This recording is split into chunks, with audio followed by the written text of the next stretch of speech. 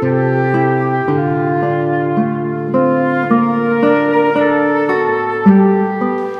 raw sa mga dahilan kung bakit lumiliit ang bilang ng mga nagsisimba tuwing linggo ay sapagkat ipinagpapalagay nila na masyadong mahigpit ang ating simbahan, na ito raw ay masyadong konserbatibo at walang lugar para magsaya.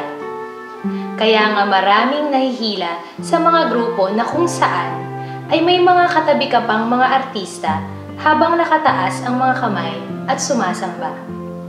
Mga kaibigan, God's presence is reason enough to jump for joy. Our gospel today tells the event of Mary visiting her cousin Elizabeth.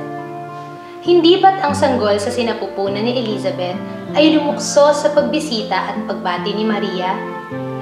It reminds us that God's presence brings joy. There may be a lot of things that can cause happiness, but most often than not, they do not last for long. Kaya nga marami pa rin sa atin ang nauuwi sa pagtatanong na, ano nga ba ang tunay na makapagpapaligaya sa atin? Friends, the liturgy invites us to rediscover the joy of the faith, the joy brought about by the presence of God in our life, a joy that material wealth cannot give. Ilang araw na lang po, Pasko na. Even if times are hard, but with faith, we will always have a reason to jump for joy. And Jesus is the only reason for the season.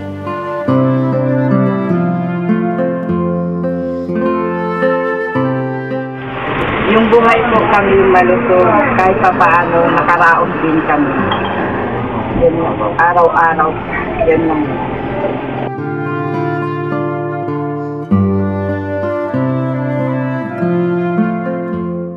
Pamilya, kahit pa paano malakas ang pamawalan.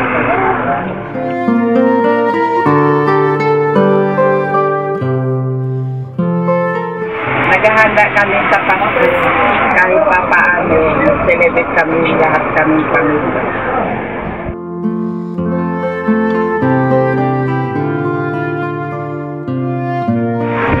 Ang aking pagmamahal pagsumikat sa aking pamilya.